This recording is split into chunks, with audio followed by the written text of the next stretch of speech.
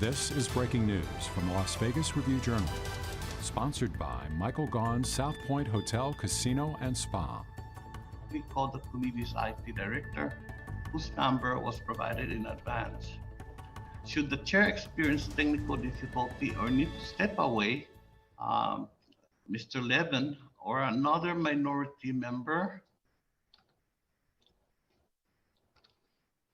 or another majority member, I apologize, a majority member is hereby authorized to assume the gavel in the chair's absence. This is an entirely remote hearing. As such, the committee's hearing room is officially closed. Members who choose to sit with their individual devices in the hearing room must wear headphones to avoid feedback, echoes, and distortion resulting from more than one person on the software platform sitting in the same room.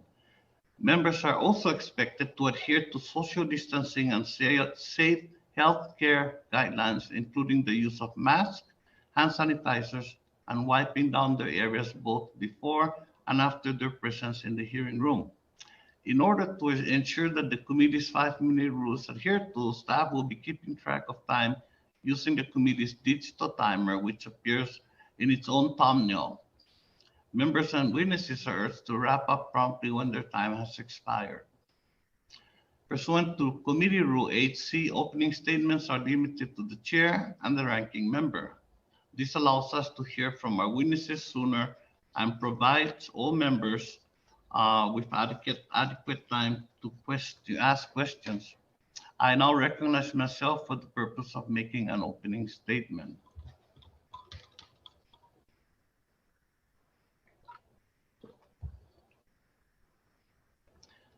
Today, we're discussing the obstacles schools have faced to safely reopen and how school districts are using the funding from the American Rescue Plan to protect students and staff and get students back on track. Each of us here agrees that safely reopening schools for in-person hearing is critical to our fight against COVID-19. Across the country, students are returning for the third school year under the cloud of a pandemic that has disconnected millions of our students from their education, expanded achievement gaps for students of color, students with disabilities, and English language learners, and eroded students' mental health. The emergence of the Delta variant has elevated the threat facing our students. According to the American Academy of Pediatrics, more than 240,000 children tested positive for COVID-19 during just 1 week earlier this month. Alone, 1 week. Fortunately, young people who contract the virus appear to have lower risk of serious illness. However, lower risk is not zero risk. COVID-19 has claimed the lives of nearly 500 Americans under the age of 17. That's more than 2.5 times the number of students who have succumbed to influenza, the flu, over that same period. And while young people are more likely to recover, the risk of lingering symptoms and the risk of transmission to adults must be taken seriously. The Delta variant has intensified the challenges facing school districts and the importance of implementing a science-based layered mitigation strategy to keep students and staff safe. With the right precautions and resources, schools can mitigate the spread of COVID-19 and safely reopen classrooms. This is why House Democrats passed the American Rescue Plan, providing $122 billion to ensure school districts have the resources to follow public health guidance, reopen and remain open, and support students' academic and social-emotional needs. Today, our witnesses will help us examine how schools are using these resources to navigate the difficult challenge of reaching these goals. In North Carolina, for example, schools that implemented proper mask use largely prevented transmission of the virus, according to one study. In San Francisco schools, where 90% of adolescents are fully vaccinated, there have been no COVID-19 outbreaks since classrooms reopened. And a recent nationwide survey of school superintendents found that 3/4 of school districts are using federal funding for summer learning opportunities so that students can catch up on lost time in the classroom. In my district, the Northern Mariana Islands, schools are also using this funding for summer learning, as well as hiring more teachers to work with students needing additional support and installing new ventilators in each classroom to help prevent virus particles from accumulating. Unfortunately, some states and school boards have chosen to play politics with these resources instead of following the science. In Florida, Republican education leaders have even blocked funding for districts that require mask use. The state has one of the worst COVID infection rates in the country, and its schools desperately need resources. Undermining school funding only makes it harder for students to safely return to classrooms. Research shows that schools that started the academic year without mask requirements were over 3 times more likely to have a COVID-19 outbreak between August and September.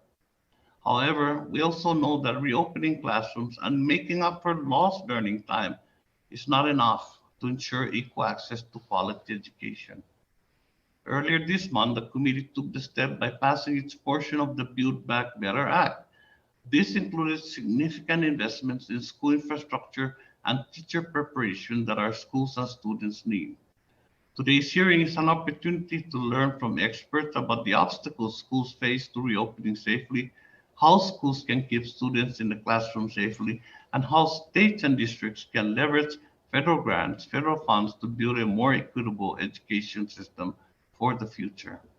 I now turn to the ranking member, Mr. Owens, for the purpose of making an opening statement. I now recognize the distinguished ranking member, Mr. Owens. Thank you. Thank you, Mr. Chairman. The American Rescue Plan did not deliver on its promise to help schools safely reopen in this fall. If it had, we would not be sitting here in this hearing today. Untargeted funds was never the answer to safe school reopening, and the Democrats sabotaged those efforts even further by voting not to require in-person learning as a condition to COVID-19 relief funding. Our top priority must be protecting children's access to classrooms for full-time in-person learning. To accomplish that goal, we must lean on the scientific facts and not political fiction. According to the CDC, schools are not a significant source of COVID-19 spread or infections. The current surge we are experiencing in COVID-19 related hospitalizations began in June, long before schools reopened, and the data from the Los Angeles Unified School District show that infection rates in that school dropped following the mass school reopening. We also know that children are at exceptionally low risk of infections from COVID-19. For adults, including teachers, school administration staff, and children over 12, there are several safe, effective, and widely available vaccines that are proven to ward off serious infections and hospitalization. For those in need of extra protection, masking is also available. While the science behind the benefits of masking for our children is questionable, parents know best how to safeguard their children's mental and physical health. As such, the federal government has no business dictating medical decisions on behalf of individuals and families. Clearly, the classroom setting does not heighten the children's and teachers' risk of severe COVID-19 cases. But for all children, especially those with disabilities and experiencing domestic abuse or poverty, are at exceptional risk of learning loss and mental health decline from remote learning. To make matters worse, we do not know the long-term implications of mass school closures, but preliminary data study suggests that it is negatively impacting the entire trajectory of students' lives. During the 2020 through 2021 school year, students fell an average of 5 months in 5 months behind in math and 4 months behind in reading. Low-income and minority children were especially impacted by these closures, falling 1 to 2 months further behind than their white peers. To put this in perspective, as a result of pandemic-related learning loss, students may earn $49,000 to $61,000 less over their lifetime. That would impact the U.S. economy by $128 billion to $188 billion annually once this generation enters the workforce. Every child's life and learning are important. We should do everything we can to ensure that they receive a high-quality education. But this is not just individual futures on the line. our entire society stands to lose if we cannot get our educational system in order. Democrats are choosing the devil we don't know, the long-term impact of learning loss, over the devil we do know, COVID-19. We have a long-term mitigation and prevention strategies in place to prevent serious infections. We do not have a long-term strategy in place to re-educate millions of students who fell behind or off the school radars altogether. More funding is not the answer. More government mandates is not the answer. I urge our committee to lead by example and fully reopen as a signal to schools across our country that it's safe for them to do so too. Thank you to all the witnesses for participating in this important discussion today, and I yield back the balance of my time.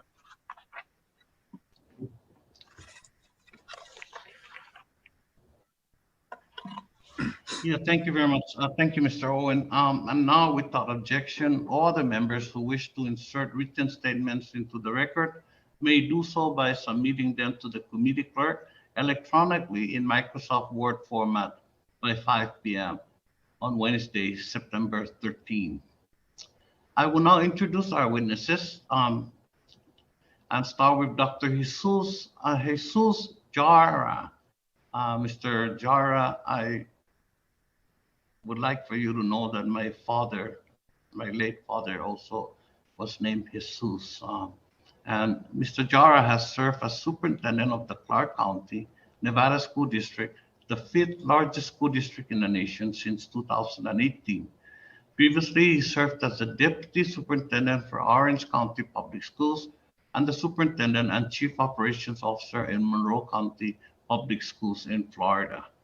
He received his doctorate in education policy, leadership, and administrations from the University of Massachusetts in Amherst. I am pleased to recognize my distinguished colleague, Chairman Robbie Scott, to briefly introduce our next witness.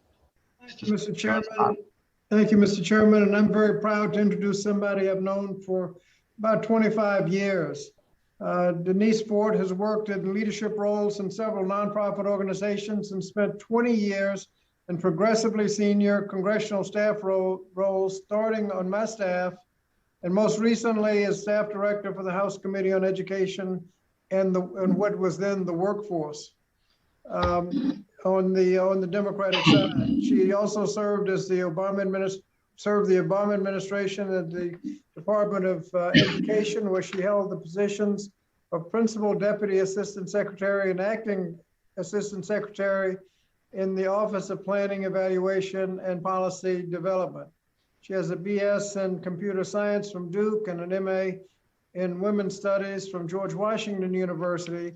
And now she serves as the interim CEO of Education Trust, a well-known, well-respected national nonprofit research and advocacy organization that works to close opportunity gaps that disproportionately affect students of color and students from low-income backgrounds.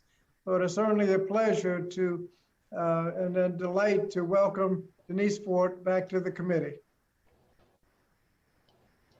Thank you, Chairman Scott. Our next witness is Mr. David Ziaik. Did I come close, Mr. David? Who is a freelance journalist who has written for The Atlantic, the New York Times, and the Wall Street Journal, among other national publications. See, I'm going to say David here. I apologize. David has been invited to lecture about the intersection of media, technology, and psychology at numerous universities and academic conferences around the country and abroad. He has also written extensively on issues related to COVID-19, kids, and schools. Our other witness is Dr.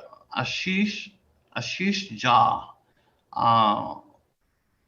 Wow, I thought it's Jesus, but Dr. Jha is Dean of the Brown School of Public Health, is recognized globally as an expert on pandemic preparedness and responses, as well as on health policy, research, and practice. Previously, he served as a faculty member of the Harvard T.H. Chan School of Public Health and Harvard Medical School, was the director of the Harvard Global Health Institute, and served as the Dean for Global Strategy at the Harvard T.H. Chan School of Public Health. Dr. Jha received his MD from Harvard Medical School and holds a Master's in Public Health from the Harvard T.H. Chan School of Public Health. We appreciate the witnesses, all of you, for participating today and look forward to your testimony. Let me remind the witnesses that we have read your written statements and they will appear in full in the hearing record. Pursuant to Committee Rule 8D and committee practice, each of you is asked to limit your oral representation to a 5-minute summary of your written statement. Before you begin your testimony, please remember to unmute your microphone.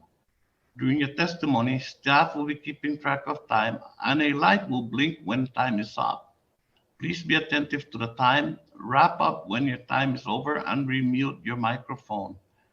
If any of you are experiencing technical difficulty during your testimony or later in the hearing, you should stay connected on the platform. Make sure you're muted and use your phone to immediately call the committee's IT director, whose number was provided to you in advance. We will let all the witnesses make their presentations before we move to member questions. When answering a question, please remember to unmute your microphone. The witnesses are aware of the responsibility to provide accurate information to the subcommittee, and therefore we will proceed with their testimony. And I will first recognize Dr. Jara. Dr. Jara, you have 5 minutes, sir. Please. Thank you, Chairman Sablan, Ranking Member Owens, and members of the subcommittee. Thank you for the invitation to participate in this hearing. For the record, my name is Dr. Jesus Jara. I serve as a superintendent of the Clark County School District in Las Vegas, Nevada, the 5th largest district in the country, serving 304,000 diverse students as a minority-majority school district with over 70% of our children receiving free and reduced lunch meals. We reopened our schools in March of 2021. This feat was only possible because of our 42,000 employees, our business and community partners, and the families of the Clark County community. Federal support from the American Rescue Plan made it possible for our school district to stay connected to our students so they could continue learning from home during the pandemic. As we adapted to these unprecedented circumstances, we went from crisis to response, then to stabilization to improvement. But let me illustrate what the Clark County School District did to respond. When the pandemic hit and the decision to shut down was made, our priority was to protect our students and staff. We sent everyone home and then set about creating distance learning options so students could connect and learn from their teachers. We quickly discovered that many of our students did not have internet access or mobile phones. One young woman in high school who had no internet access or a mobile phone asked a friend to contact her teachers to get her missed assignments. Once alerted to her circumstances, her teacher relayed the information to the administration and provided the necessary connections for continued learning. This young woman caught up in her assignments and proud to say that she will start college next fall. Similar stories played out throughout the school district and our country in our public schools. In a matter of weeks, we were able to deploy over 247,000 devices and provide internet access to the students who previously did not have it. In 2020, student mental health escalated, and we moved to intervene immediately. The district created Lifeline, a program to enable educators and leadership to interface with and determine students' levels. We also instituted protocols to ensure students isolated at home could meet with school-based mental health professionals in virtual and in-person format. We know kids need to be with their peers in the classrooms, learning from their teachers. As we designed our back-to-school plan, we consulted stakeholders throughout the school district and our community, including our 5 bargaining units representing 42,000 employees of the Clark County School District. Together, we instituted a mask mandate and social distancing protocol, purchased and provided PPE, enhanced cleaning protocols, and improved ventilation systems. Without their buying and voices in the process, we would not have been able to reopen our schools in March of 2021. Like so many other urban districts across America, my colleagues and I are experiencing staff shortages. We need more substitute teachers, bus drivers, cafeteria workers, and custodians. All of these vacancies are putting instruction, extracurricular activities, and maintenance of our district assets at risk. The American Rescue Plan COVID relief funds enabled the Clark County Public Schools to prioritize the needs, address obstacles, reopen safely to support students' social and emotional learning and academic needs. We enlisted over 80 non-governmental organizations to help us design a program called Focus on the Future of Our Kids community input process. We have received over 13,000 responses from families and members of the community.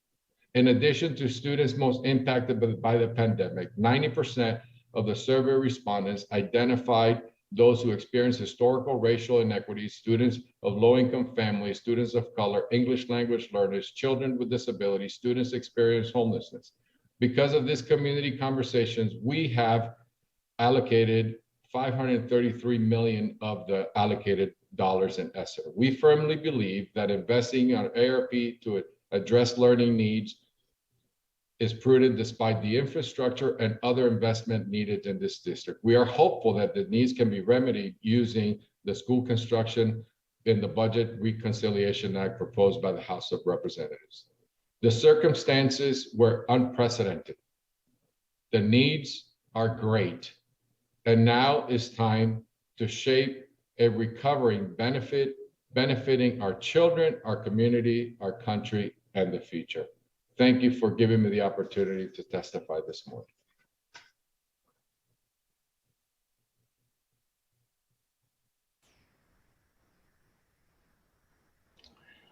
Thank you, Dr. Jara. We will now hear from Ms. Fort. Ms. Fort, welcome back to the committee, and you have 5 minutes, please. Good morning, Chairman Sablan, Ranking Member Owens, Chairman Scott, and members of the committee. My name is Denise Fort, and I'm the interim CEO of the Education Trust, a national nonprofit research and advocacy organization dedicated to closing opportunity gaps in education that disproportionately impact students of color and students from low-income backgrounds. As noted, I was also a congressional staff member for 20 years, most recently as the staff director for this committee. So it's truly an honor to return to the committee today.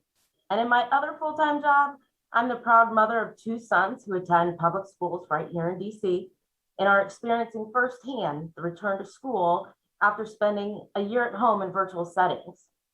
Today, I'm pleased to share the Education Trust thoughts on how we collectively can address the longstanding inequities that we know existed before COVID-19 and have grown, how we support student and community voice, and implement evidence-based and equitable solutions to ensure student success. As this school year is underway, district leaders, educators across the country are working hard to meet the needs of students, families, and staff using vital American Rescue Plan funds. The Education Trust has spent the last 18 months working with advocates from civil rights, disability rights, business, education, and parent communities to center their voices in a community in the recovery effort and highlight promising actions taken by states and districts. Today, we are urging state and local leaders to take these actions. First, state and school district leaders must address the immediate needs of educators, students, and families. Parents understand that in-person learning is preferable. However, many families of color, including Black families, have reasonable mistrust toward our public school and public healthcare systems. Trust between school leaders, community members, and parents is the foundation of a strong and safe school community and maximizes student outcomes.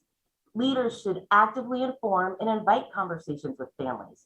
Trust is also built when districts and schools marshal their resources to provide safe in-person learning through adequate testing and contact tracing, upgrades to replace faulty and out-of-date ventilation, and basic public health protocols such as mandatory masking, distancing and hand washing, and obviously access to COVID-19 vaccinations.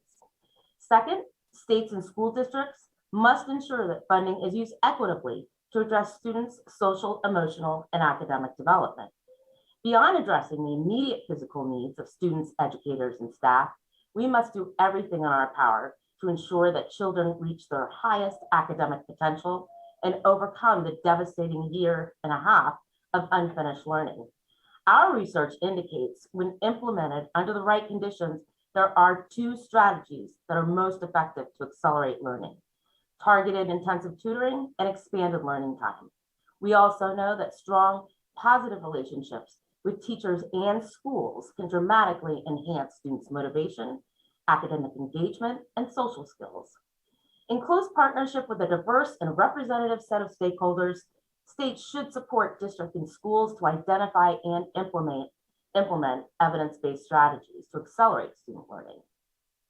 These efforts should include high-quality statewide summative assessments to help target additional resources, professional learning opportunities for educators to ensure students have the opportunity to reach high standards, and additionally, strategies for leveraging school-based teacher leadership, distributed leadership, and innovative staffing models to provide supervision and support to tutors and teachers.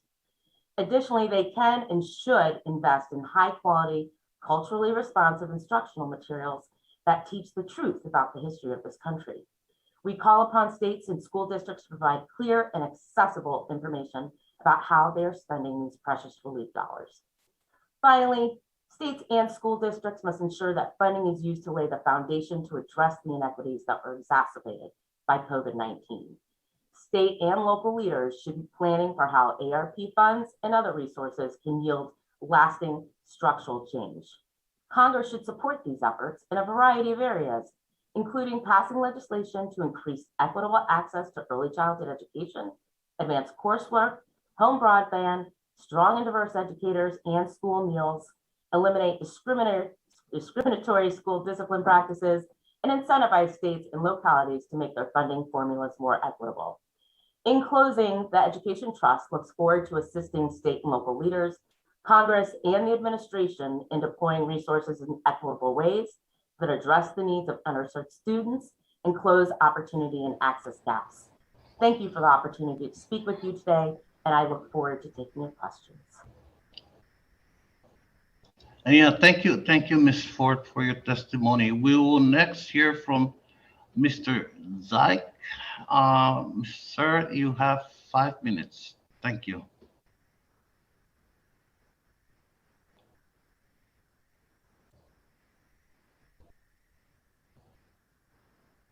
I think you're muted, sir. David, you're muted. We can't hear you. You have to unmute. We really like to hear your testimony.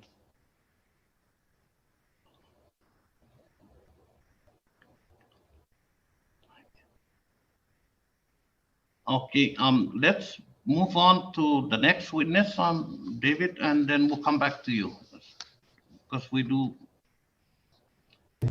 Here. Well, you. Okay. There you. I switched. Thank you. 5 minutes, sir. Thank you. Oh, is it me now? Okay.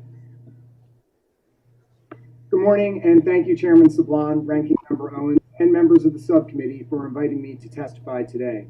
Since the spring of 2020, I have been researching and writing about the nexus of kids and schools and COVID. From the beginning of the pandemic, I've looked not only at the circumstances in our country, but critically contrasted them with the circumstances surrounding and the policies affecting children and schools in other countries. In late April of 2020, schools began reopening in much of Europe. Roughly a month later, their schools remained open as the education ministers from 22 EU nations convened, and it was reported that open schools were not causing an increase in cases. Yet, in America, schools stayed closed for the duration of the academic year. That spring set the tone for much of America's approach to children and schooling for the rest of the pandemic. Today, we are seeing similar patterns play out in many of our schools with excessive mitigation measures, where, once again, the U.S. differs greatly from most of our peer nations across the Atlantic. Since, at least right now, there is general agreement that schools should be open, the relevant discussion is how they should remain open. One issue is quarantine protocols that repeatedly send great numbers of healthy children home for days or for more than a week at a time. Instead, schools should consider employing test to stay. In this program, if a student is exposed at school, they get tested, and if negative, they continue to attend school. A large study of more than 200 schools in England found that quarantining students offered no benefit over tests to stay. This program is also preferable to routine surveillance testing, considering the latter's onerous costs, logistics, and the high potential for high rates of false positives. Some countries are not employing either practice and are simply following the classic advice of, if you're sick, stay home. The most charged topic in the US, and one that I've extensively researched and written about, is student mask mandates. Recently, the CDC released 2 studies which concluded that mask mandates correlate with lower case rates in schools. The studies, however, have major limitations, among them not accounting for vaccination rates among staff and eligible students, nor accounting for changes in community rates. Conversely, the CDC published a large comparative study earlier this year of more than 90,000 students that found no statistically significant benefit of student masking mandates. But debating conflicting studies on mask mandates distracts from and undermines confidence in the tools that we know work, such as fresh air and vaccinating the adults around children. The World Health Organization advises against masking children under age 6 and recommends masks on kids aged 6 to 11 only under certain circumstances. The European Center for Disease Prevention and Control does not recommend masks for primary students at all. Yet the CDC recommends that all American children, starting at age 2, wear masks in school. To be clear, millions of children in Europe are not wearing masks in schools. Yet there is no evidence that kids in Europe are at a greater risk of severe illness or bad outcomes, or that their surrounding communities are at a greater risk than their counterparts in the US because of this policy. We should ask ourselves why so many nations in Europe and elsewhere have already settled this issue from a policy perspective. They don't make kids wear masks. Why do we? Masks are not a benign intervention. They interfere with language acquisition, reading comprehension, and socio-emotional development.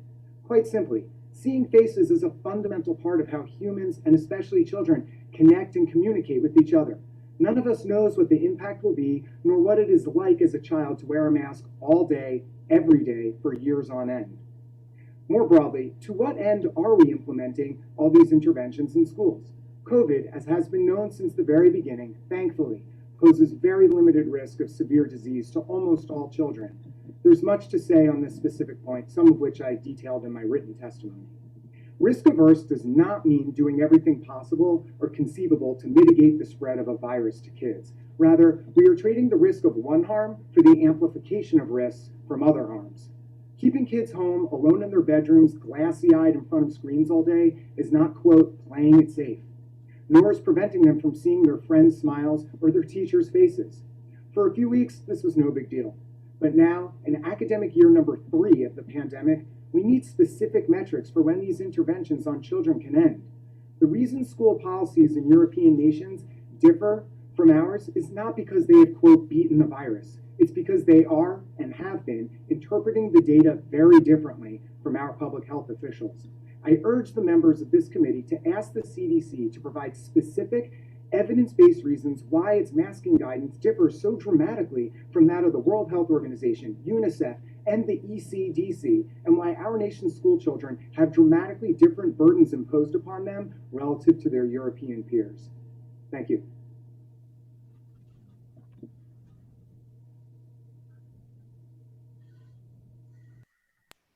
Yeah, thank you, Dr. Jha. And finally, Mr. Zeig, thank you. And finally, we'll hear from Dr. Jha. Dr. Jha, please unmute your microphone, and you have 5 minutes. Thank you very much. Great. Good morning, and I hope you can all hear me okay.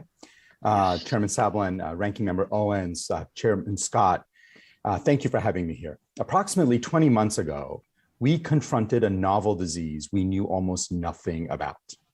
Today, about 20 months later, we know how the virus spreads, and we have developed all the tools we need to end this pandemic. But because we have failed to apply that knowledge consistently, too many Americans continue to get infected and ill across our country. Today's focus is on COVID and kids in schools. Throughout this pandemic, the risk for kids has been consistently minimized, based largely on the fact that children are less likely to get sick than adults. This is, of course, true. It's also the wrong comparison, Because basically for nearly every disease, kids always have better outcomes than adults. Whether it's COVID or flu or even cancer, kids have lower mortality than adults. The question isn't, are kids at lower risk compared to adults? The question is, how does the risk of COVID in kids compare to other risks that children face? And with that lens, it's clear that COVID is an important challenge. Over the past year, COVID has been one of the top 10 causes of death in kids among, one of the top 10 causes of death among American children. So while the risk is low, we cannot and should not be cavalier about its short-term or long-term effects. Now, the risk of COVID in kids and staff has led many school districts to remain remote for much of the last year. The harm done by closed schools has been well documented today by other experts, and I'm not going to go through it, but it is very clear that closed schools are very, very harmful to children. And in our hyper-polarized country, some have chosen to highlight the very real cost of keeping schools closed while minimizing the risk of COVID in kids. Others highlight the real cost of COVID to kids and minimize the cost of closing schools. We need to do better. Less polarization, more focus on children. And here's the good news on all of this. We can do both. During the past 20 months of studying SARS-CoV-2, and from decades of studying how airborne viruses spread, we know how to keep students and staff safe in schools. There is broad consensus among experts, both in the US and around the globe, that we must take a layered infection prevention approach. So what is that? Vaccinations, ventilation and filtration, and I'll go through each of these a bit more. Regular testing and tracing, universal use of masks, and avoiding crowds and promoting personal hygiene. No single layer is perfect, but implemented together, they can make a big difference. Now, of course, each school and each community is different. And that means school districts must invest in strategies in ways that allow them to implement these strategies, taking those local context factors into account. One key approach is that schools or school districts need to develop school-based teams who are focused on keeping schools safe. Now, I want to talk about what the barriers to implementation of these strategies have been. There are many obstacles, but perhaps none is more daunting than the misinformation and disinformation that is undermining public confidence in the scientific evidence. Here's some of what that evidence tells us. Vaccines are the most effective weapon we have in this pandemic, and schools should require all adult staff to be vaccinated and should strongly encourage kids who are eligible to get vaccinated. Masking makes a difference. It is puzzling to me that some people think it wouldn't. This is an airborne disease spread primarily through aerosols. Masks slow the spread of aerosols and reduce their inhalation, albeit imperfectly. In study after study, the data suggests that masking reduces spread. No single study is perfect. One can look at the dozens of studies and find holes in every one of them. But that's not how evidence-based decision-making works. As a doctor, I am confronted with dozens of clinical questions where the data are not perfect. I look at the totality of the evidence. And from the totality of the evidence, the data is very clear. Masks for children is helpful. We know testing is critical. Testing students and staff, regardless of symptoms, allows schools to immediately identify cases and prevent large outbreaks. And we know that ventilation and filtration make a very big difference. This can be as easy as opening windows and doors, but also requires upgrades in air filters and ventilation systems. Thankfully, federal funding has been provided through the ARP for these critical upgrades, investments that will help end the pandemic. But better air quality will have long-term benefits as well, improving cognition, mood, preventing the spread of other infections. This is a really smart investment for our kids. So in conclusion, for all the progress we have made as a nation, there is a lot more we have to do to confront the challenges of this pandemic. It is imperative that we act on the knowledge we have gained and use all of these measures to keep kids and staff safe in schools. If we do these things, we can get them back safely, we can end this pandemic and build resilience against health threats of the future. Thank you. Thank you, Doctor. Thank you very much. We will now move to member questions, move on to member questions. And under Rule 9A, we will now question witnesses under the 5-minute rule. I will be recognizing subcommittee members in seniority order. And again, to ensure that the members' 5-minute rule is adhered to, staff will be keeping track of time and the timer will show a blinking light when that time has expired. So please be attentive to the time, wrap up when your time is over, and remute your microphones. As chair, I now recognize myself for 5 minutes. Superintendent Jara, numerous studies show that lost instructional time has impacted student learning and exacerbated pre-existing achievement gaps. The American Rescue Plan requires that school districts use at least 20% of their funds to address lost instructional time by supporting students' academic, social, and emotional needs. And I was really encouraged, greatly encouraged to see that Clark County School District is exceeding this reservation and using 80% of its American Rescue Plan funds to address hearing loss. I am rather envious, Superintendent. So, Superintendent, can you share the evidence-based interventions that Clark County Public Schools are using to support student learning this school year? And how is Clark County School District ensuring those interventions are targeted to meet the needs of student groups most impacted by the pandemic, such as students of color, students from low-income backgrounds, and students with disabilities and English learners? Chairman Sablan, Superintendent Jara, for the record, again, thank you. First of all, let me just thank Congress for the allocation of the resources that have been provided. I think it's a historic investment in K-12 education. So really appreciate as we're moving into this direction.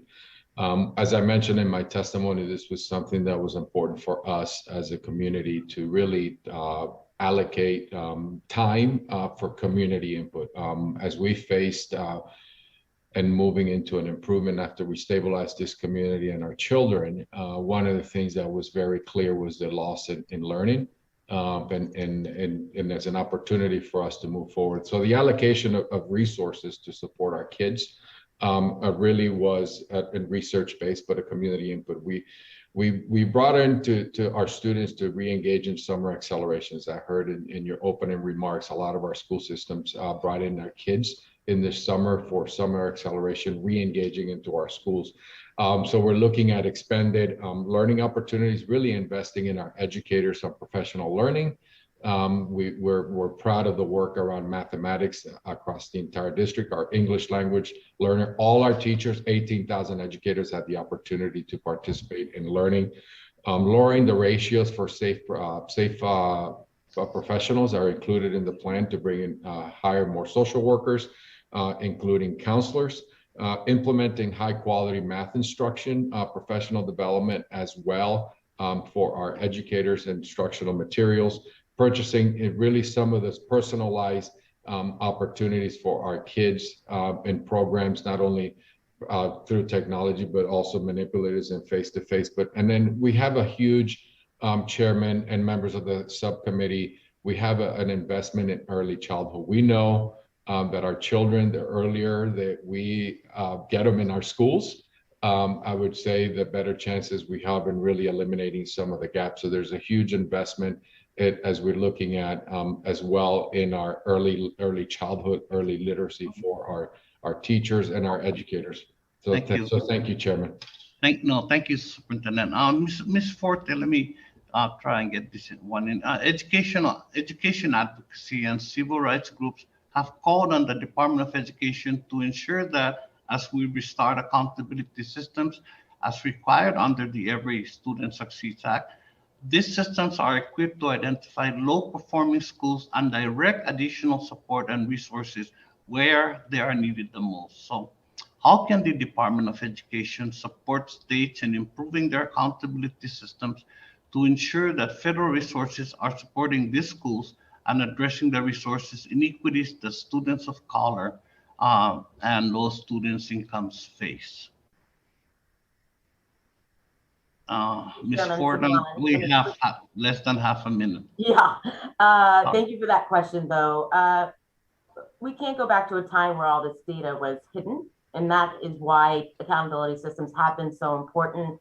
The department plays a critical role in supporting states to develop and implement these systems that actually drive additional federal resources to schools to address resource inequities. And in order to have a robust set of student opportunity and outcomes, we do need a full picture where students have equitable experiences. And states really have to be the first ones to be able to collect and provide that transparent data. Hopefully the department can reiterate through guidance or technical assistance that states and school districts use funding from the ARP to invest in robust P through 16 data systems. Thank you. Now, Ms. Ford, we're out of time, but if you could please provide us greater detailed response to that question, I appreciate it. Thank you very much.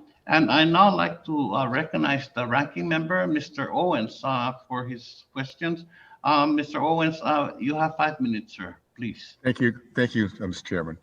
Mrs. Zugg, in your testimony, you discussed one of the most critical issues we face in this debate, which is the number of students being quarantined and the length of those quarantines. Los Angeles County released data 2 weeks ago showing that only 0.2% of the students and staff in close contact in schools subsequently tested positive. This seems to demonstrate an extremely low level of COVID spread in the school systems in Los Angeles County. How should this inform the debate about quarantine? Yeah, that's an important question. And as I noted in my initial statement, one of the best ways I think to address this is to use a program like Test to Stay, which has shown to be really effective and successful at not quarantining kids who are healthy and keeping them home, yet also keeping the school safe at the same time. If there's a child who's exposed to someone who was infected, you test that child. If they're negative, send them back to class. Very good.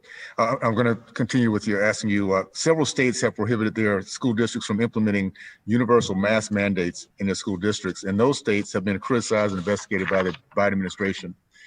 Do you believe local school and public health officials have sufficient expertise to make policy decisions about COVID mitigation strategies without state guidance? Yeah, it's interesting. I've interviewed superintendents from the tiniest school districts to some of our largest cities in the country, and every single one of them has told me, I am not equipped to make these types of decisions. They lack epidemiological and infectious disease expertise. These are education professionals. So time and again, they have almost been begging to have more guidance from above, particularly from their state government, saying, you need to do X.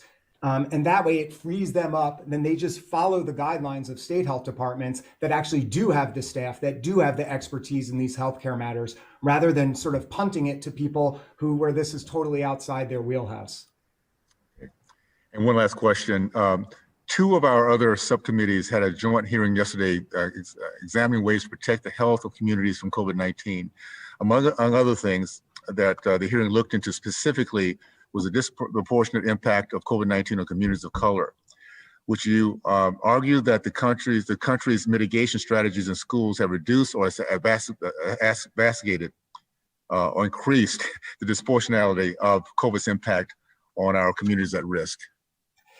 Yeah, there's an extensive amount of evidence and data and studies that show that those people with the least resources, in particular in relation to schools and education, have suffered the most, whether it's from school closures, because those children at home, they have family members who are unable to help them with work, versus families with more resources can hire tutors, or maybe one of the parents is home. So from school closures have been really damaging to them. And even things like mitigation measures within the schools are more damaging. An example might be where you have a child who perhaps their family are English language learners, and the parents are not able to help them read at home, and it's a kindergartner. And when they're in school, their only opportunity for learning how to read is while they are wearing a mask and the teachers are wearing a mask. Whereas other students, they can go home, there's no mask, they have tutors, etc. So these are just a couple examples. I mean, this is what we see play out in society at large, is that the people with the fewest resources, unfortunately, often bear the greatest brunt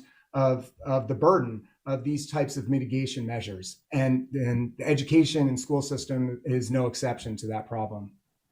Thank you. Thank you so much. Chairman, I yield back.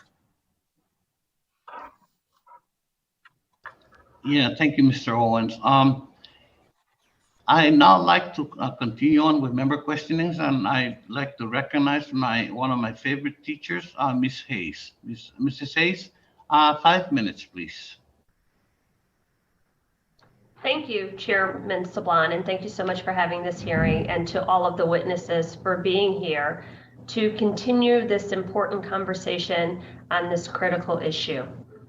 My governor has issued guidelines that require masks to be worn in schools. For school bus drivers and at childcare facilities. And he recently implemented in the state of Connecticut a requirement that all school personnel be vaccinated or require testing. This is a decision that is not made lightly. It is made for the health and safety of our children. I want to emphasize that this measure underscores Connecticut's efforts to reopen schools safely and in person, something that we struggled with as a nation all of last year. So we are taking those measures in conjunction with aggressive state vaccination efforts so that our children can learn at school full-time in person. Today, Connecticut's positivity rate is about 2.83%, which we are very proud of because we have taken this pandemic seriously from the very beginning. But there's still many challenges for breakthrough cases in our areas of highest need and our most vulnerable students. Earlier this year, the Department of Education issued an interim final ruling requiring that states and school districts meaningfully engage in stakeholder consultations and take public input into account when developing their plans to use American Rescue Plan funds. Ms. Forte, why is it important for school districts to engage a diverse and representative set of stakeholders in their reopening plans? Thank you for that question, Congresswoman Hayes. The importance and criticality, honestly, of stakeholders can't be understated. It is critical that states and school districts meaningfully engage those who have a deep understanding of the school system and are most impacted by decisions made about the state's education system, including students, families, educators, district leaders, service providers, community members, and advocates. We have seen when strong stakeholder engagement is present that they are able to direct funds in a more equitable fashion, and we know that the voices are being heard.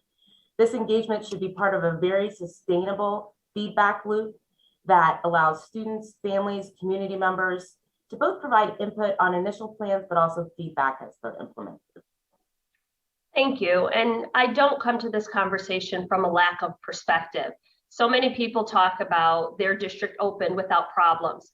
I am a representative for Connecticut's 5th District, and we have some of the largest equity gaps in the nation. I have some of the highest performing schools in the world and some of the lowest performing schools in the country that are literally 5 miles apart.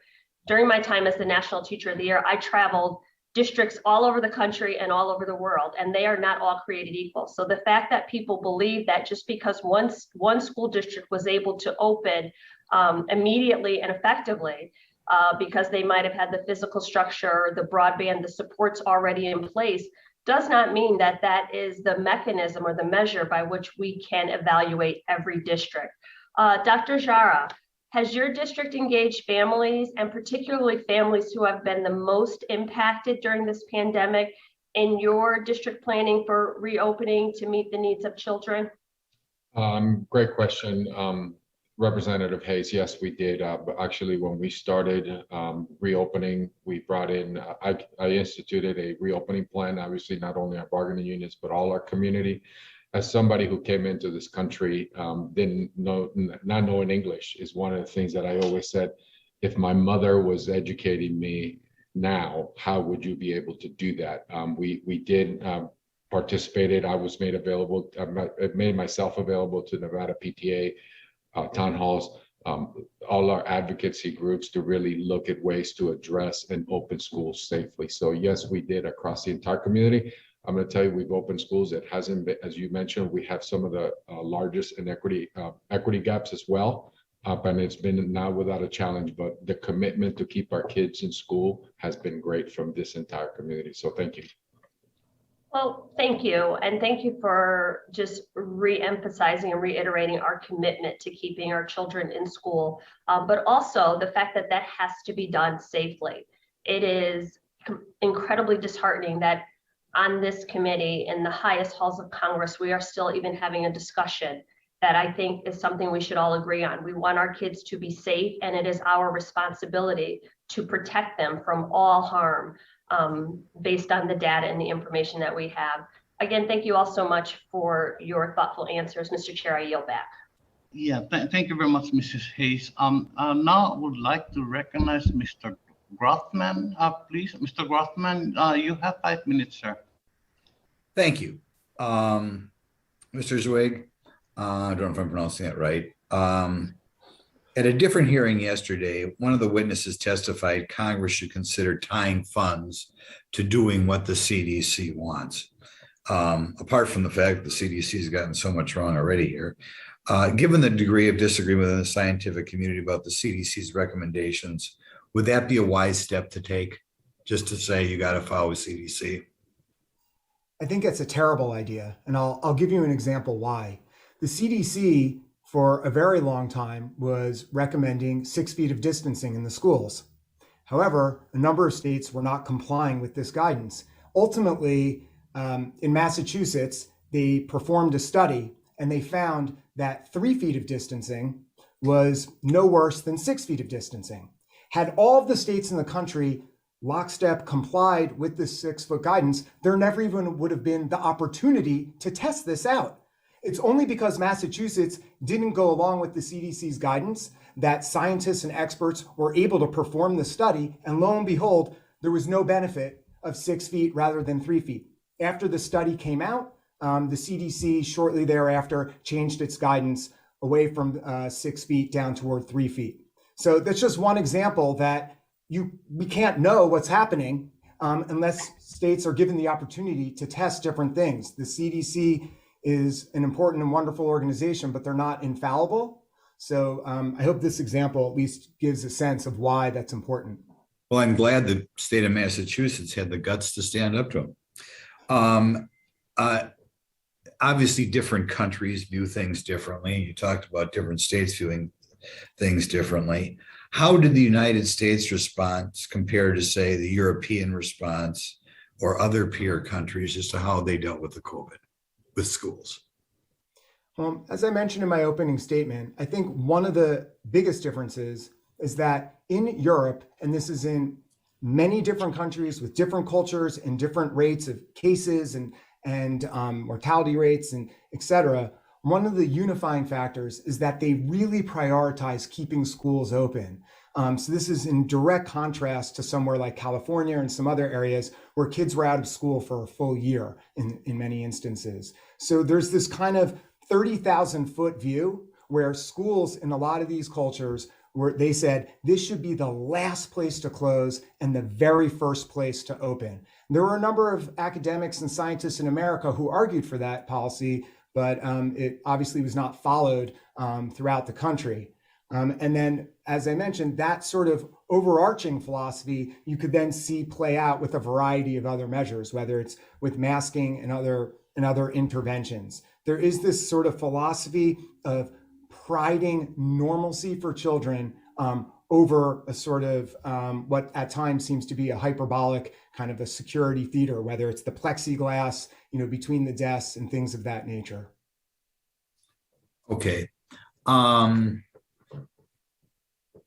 Give you another kind of general question. Some of my colleagues, when they talk about opportunities for students, seem to talk primarily about income level, and this is a little bit, do you believe income level of parents is the most important thing in how you raise children, or are there other things more important? Maybe that's an unfair question to ask you, but I don't think it is.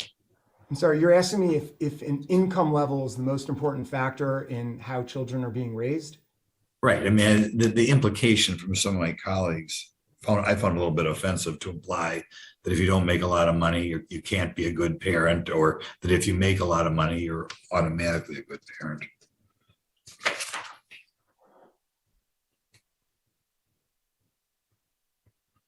I tell you what, I'll switch you and give you another So, question. yeah, I would disagree with that notion. I do not. Yeah, I find it offensive when people imply that. Okay. You mentioned in your statement that you've been researching and writing about children's schools and COVID since the beginning of the pandemic. Could you give me a general sense of the type of people you've talked to gain the level of expertise you have? Sure.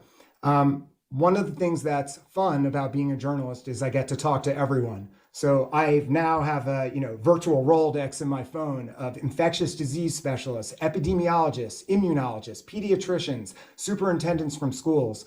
So that has enabled me to have a really kind of wide angle lens on seeing the issue of kids in schools and COVID from a whole variety of perspectives that someone who perhaps is an academic in a particular lane stays in that lane and lacks this sort of a larger perspective that I hope that I've been able to bring to myself by talking to so many different people on a regular basis. You've been very enjoyable. Now my 5 minutes is up. Thank you. Yeah, thank you.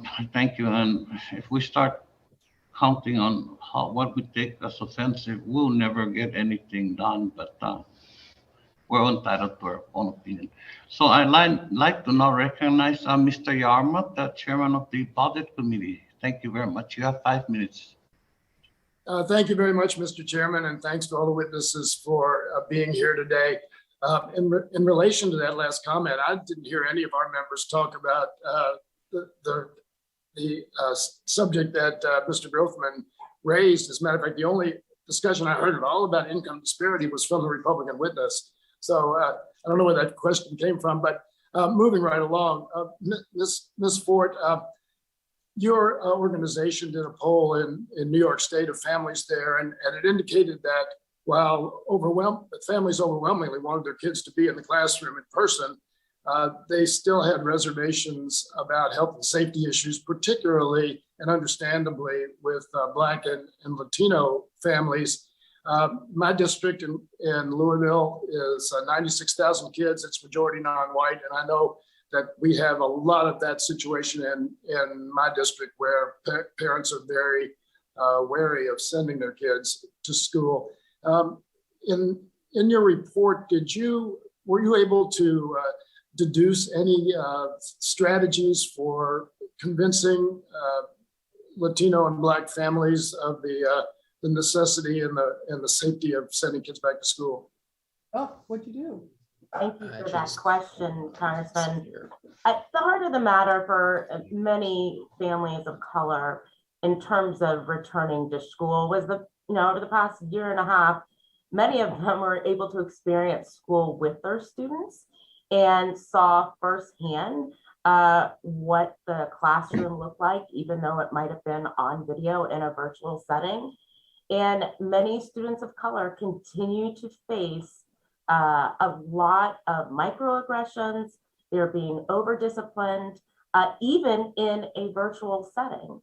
So one of the things that parents are asking for is how school leaders, how district leaders can go about that return to school with a lens that really addresses the socio-emotional and academic well-being of their students. And there are a variety of solutions to go about that. One is making sure students have strong relationships in the school building with the principal, with the teacher, with the tutor. There are a number of schools, including my son's, who take advantage of city year programs and service learning so that children have more opportunities to build strong relationships with adults in the building. The other thing we do know is that we need to start embracing our children from an asset perspective, meaning they all come to school with their own strengths, and we need to empower them to see those. But again, going back to the idea of strong relationships in the school system, that's what parents are hoping for. They want to make sure that their children, when they return to school, are safe and secure and are welcomed.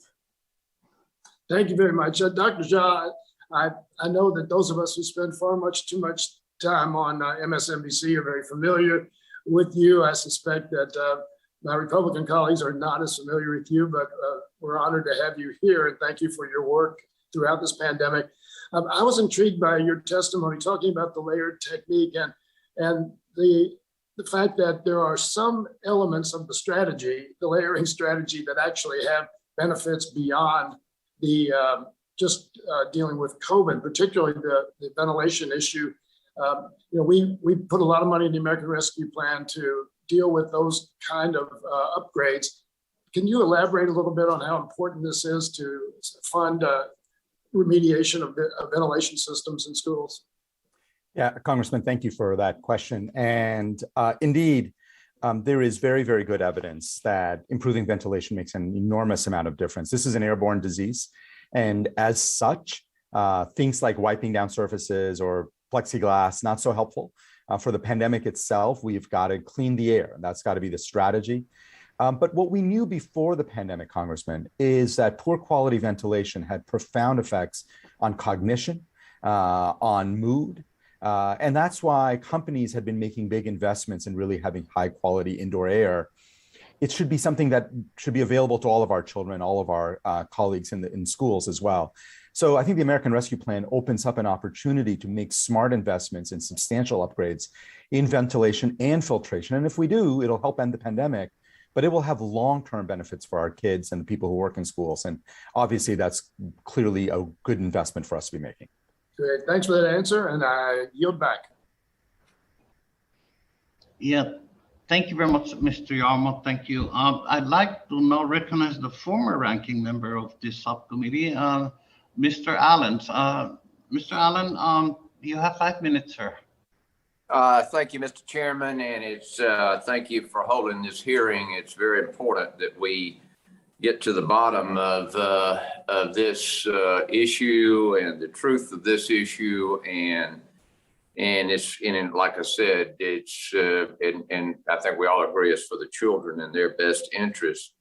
I will say that when it comes to reopening schools, the 12th District of Georgia, the district I represent, we work very hard to get our students back in the classroom, but also give parents a choice, whether they were in person or virtual. Across mostly rural, the mostly rural district, I talked to many parents in public and private schools who were committed to sending their children back in person. Columbia County School System is one of the largest in my district, and it was the first to reopen. A smaller private school, Heritage Academy, which is a school for low-income students, took action to install the industry-recommended air ionizers and to keep an open line of communication with parent to ensure they would monitor their child's symptoms. This led to 100% buy-in in staff and parents and fully reopening. One of the largest districts in Georgia, Richmond County School System, addressed reopening concerns by giving the students and the parents the choice and the learning equipment they needed for long-term use, whether they chose in-person or virtual. As far as the Mr. Zewig, I hope I pronounced that correctly. As you probably observed, families across the country, especially low-income and working parents, face significantly more challenges when schools are not fully open. What advice can you offer to decision makers who are weighing being risk averse and trying to do what's best for their children and the teachers for their students?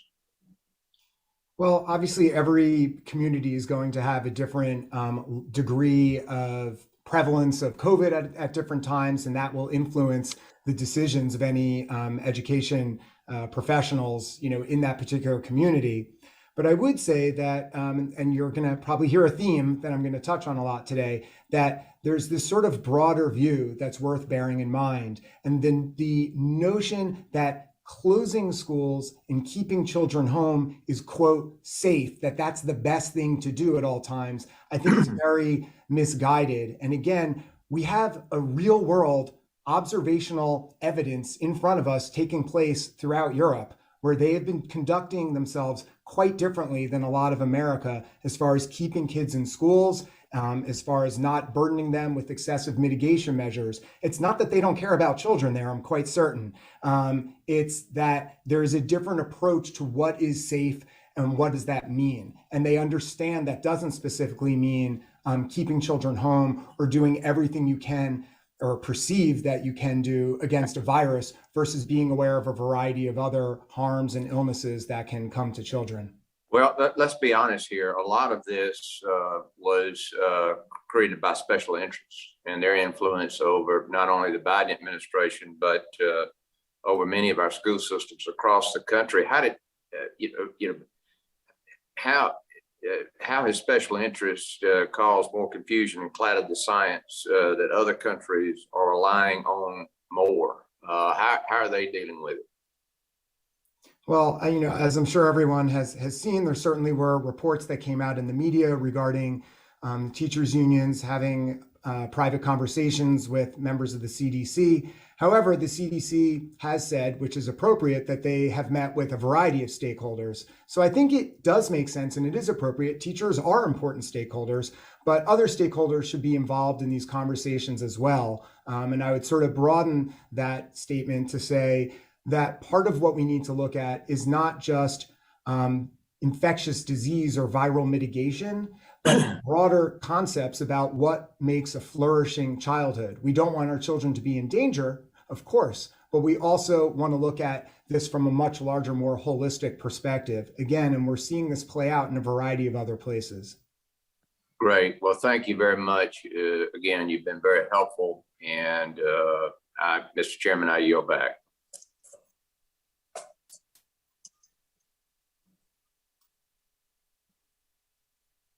Together here. All right, there we are. Well, thank you, Mr. Allen. Ms. Wilson, Federica, you now have 5 minutes, please. Thank you so much, Mr. Chair, for holding this hearing today, and thanks to all of the witnesses for appearing. All across America, millions of students are returning to their classrooms for the first time in more than a year.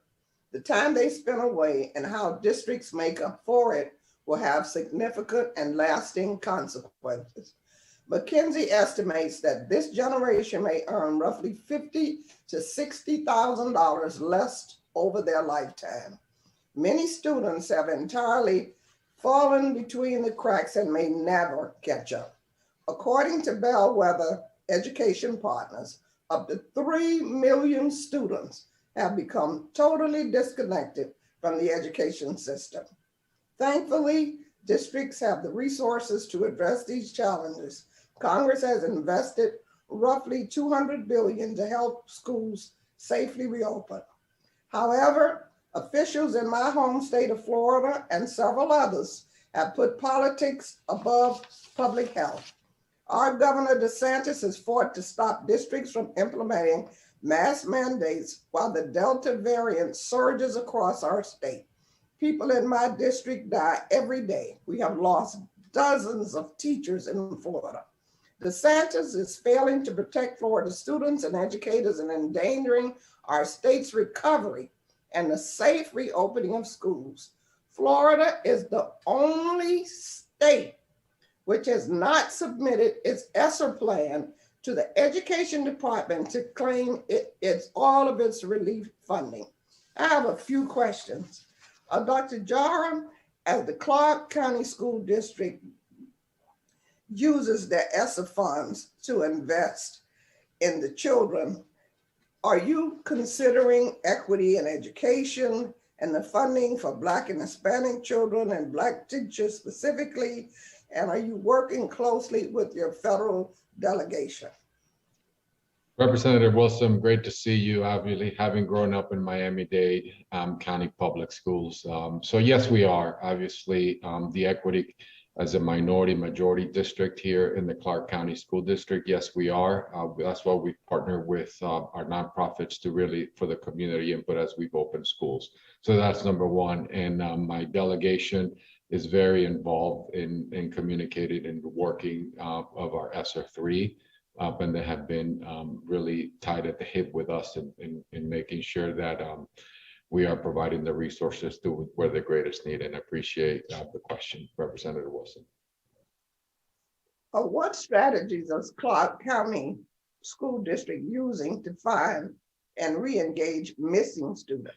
Yeah, thank you, Representative Wilson. One of the things that our governor really created a task force right away when the pandemic started, which was a public-private partnership. And we partnered together, and it was critical here. And we started connecting our kids and going out into the community. And then we reshuffled, and as I heard earlier, we had to change. We're educators, but we had to learn as superintendents, as educators, and what we needed to do in partnering with the county, with the Southern Nevada Health District to keep our kids safe and being in school. So yes, we had to reshift our work. Our truant officers became truant attendance navigators. Our principals went out and sent community into our schools, knocking on doors, doing wellness checks to connect with our kids as they couldn't come in. We had to connect at their homes. We also, our summer program, bringing our children, re-engaging them in schools. So all of that work that we went pretty much out into the community has, proud to bring our kids. We have over 304,000 of our children in our schools, and then also provided choice. Our kids are also in Nevada Learning, giving our parents an opportunity to re-engage. So multitude of modalities to them, making sure that our children were in school. Thank you so much, Dr. Jara. It's a pleasure to have you here with us. This is quite an honor. Mask. Why is it important that local education leaders can draw on this tool to respond to spread in their community? I heard you say that you think vaccinations should be mandated, but in addition, masks. Absolutely, as Dr. Jara, there's multitude of strategies, and I'll just tell you, for the position. It's the problem of having names that sound very similar. Congresswoman, thank you for your question. I'll be very brief because I know we're out of time. Look, the data on masking overall on humans is overwhelming. It's very, very clear that masks help, and it makes all the sense in the world. This is an aerosol disease, airborne disease. Of course, masking is going to help. Children are going to be able to do this as well. I know I'm over time. Thank you, Congressman. Dr. John, do you please feel free to submit your response in writing for the record? We really appreciate that. Thank you. Mr. Chair? Yes. Congresswoman Wilson, I have questions that I'm going to submit to the committee. And all right. The witnesses can respond in writing. Yes, yeah, please do that. Thank you. And now I'd like to recognize, let me see, Mr. Keller, the gentleman from Pennsylvania. Sir, you have 5 minutes. Thank you, Mr. Chairman. As America's schools start their new academic year as recently as several weeks ago, today's hearing is incredibly important. Having America's children safely return to school, back to full in-person instruction, is a goal of every member of this committee that we can all support. It is widely accepted that students' learning suffered during the 2021 school year. A recent study conducted by McKinsey & Company found that the impact of school closures on learning loss was significant, leaving students on average 5 months behind in math and 4 months behind in reading by the end of the school year. Even now, we are still not back to full in-person learning, despite the fact that those vulnerable to COVID-19 have had the opportunity to receive a vaccine, and risks to K through 12 students remain minimal. School closure policies, along with requirements such as mask mandates, are problematic for students, particularly those with disabilities. The decision to keep students out of school and whether or not to wear masks is best made by parents and families relying on the latest public health guidelines in coordination with local school boards. Mr. Zug, thank you for your testimony and for being with us today. The World Health Organization advises against requiring students with disabilities to wear masks. Can you tell us why they made this recommendation? Thank you for the question. I can't speak for the World Health Organization specifically, but what we do know is that there are a variety of kids who have special needs, whether it's some autistic children, whether it's some children who have sensory issues, and a variety of other sort of issues and challenges that certain kids deal with. And masks can be very problematic for them. I've interviewed numerous teachers, as well as other education professionals, as well as psychologists who work with autistic children, and they have all talked about how challenging it is and harmful it is for some of these children. They simply cannot keep the mask on. So that's something bearing in mind, and that's part of the reason. I think the other larger picture here is bearing in mind the age stratification of risk. And it is so wildly disproportionate, tilted toward older people, that there have been a number of polls that have shown that a lot of Americans drastically overestimate the risk to children. This isn't to say there isn't danger posed by COVID, only that we generally have a very wrong understanding of how that risk relates to other risks that confront children. And thank you. And I'd just like to follow up with you on another question. The Biden administration has supported universal masking in schools. What challenges exist with mask mandates in a school setting? And what has your research shown about the return on investment of such a difficult to implement policy? Yeah, the evidence for masks is mixed as far as specifically related to masking mandates of students. I agree with Dr. Jha. Of course, there is great evidence that some masks work on some people in some circumstances, but there's a very big difference between a healthcare worker wearing a fit tested N95 that's extremely tight on their face, where a millimeter of air is not going to get around the edges, versus a child wearing a cloth mask that their parents bought off of Etsy or Amazon. And we've seen this borne out in the data. Like I mentioned earlier, one of the CDC's own studies did not find a statistically significant benefit of the student mask mandate compared to schools that didn't have a student mask mandate. And to this point, a number of experts, including Michael Osterholm, Celine Gounder, these are people who are on President Biden's COVID transition team task force. They have said publicly and clearly that cloth masks offer at best a marginal benefit. And that is the mask that most children are wearing. And related to that point is the notion of compliance. There's a study that came out of Marin County that the CDC put out, and it showed that there were mask mandates, but guess what happened? The teacher pulled the mask down. There is a difference between mechanistic studies and how human beings behave in the real world. Thank you. I appreciate that. And I think the benefits, and we can all look at that when it comes to our psychological well-being of seeing our friends, and particularly at a young age, seeing classmates smile at one another and have that friendly greeting that you can't do with a mask. So I think there's a lot of benefits that exist for our students and for us as adults when we can exchange that smile and have that camaraderie that a lot of students look forward to in school. So with that, I yield back. Thank you, Mr. Chairman. Yeah, thank you, Mr. Keller. Since you're in the committee room, you can put your mask back on. Thank you. And now I'd like to recognize Mrs. McBath from Georgia. Mrs. McBath, you have 5 minutes, please.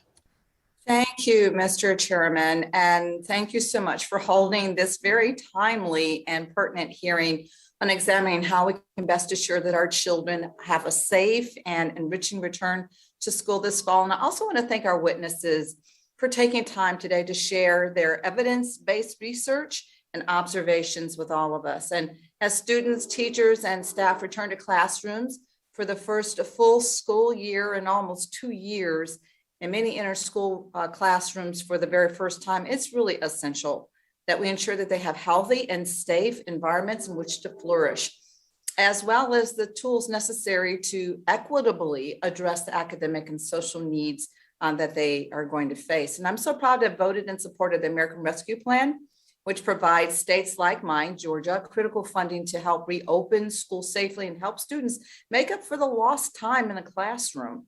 And my home state has actually received over 4.25 billion in funding. And it's imperative that school districts use these funds to help ensure that children, our teachers and staff have safe classrooms to return to, whether that be providing masks, free COVID testing, or updating ventilation and filtration systems, as we're talking about this morning. We've got to make sure that our children are healthy so that they are in the best position to learn and to grow. So Ms. Ford, thank you so much for sharing your testimony today. My first question is actually for you. The COVID-19 pandemic has truly disrupted learning for all of our students. Every one of us knows that, and particularly for students who had less access to quality educational opportunities prior to the pandemic. Acknowledging this, the American Rescue Plan Act provided the largest investment in K-12 education in history and required that states and districts use a portion of their funds to actually address the lost instructional time. So Ms. Ford, if you could please just tell us what evidence-based strategies should schools implement to address the impact of unfinished learning? Thank you for that question. And also thank you for framing it in the way that you did in terms of unfinished learning. At the Education Trust, we don't believe in learning loss because students of all, from all communities really missed out on the learning as opposed to them themselves losing learning. The real issue here is we've looked at the research, we've done the research ourselves, and there are evidence-based strategies that schools should be using across this country that we know will impact and affect students and support their accelerated learning. We have to accelerate. This is not about remediation. We need to understand and invest in practices that will not only help students make up for unfinished learning, but accelerate. And students who are even surpassing grade level expectations must have opportunities to accelerate their learnings. So a couple of ideas that we've looked at and we've researched include intensive tutoring. That can be in small sizes with very low ratio for adult to students. We know that this also comes with the importance of professional development for those adults in the room.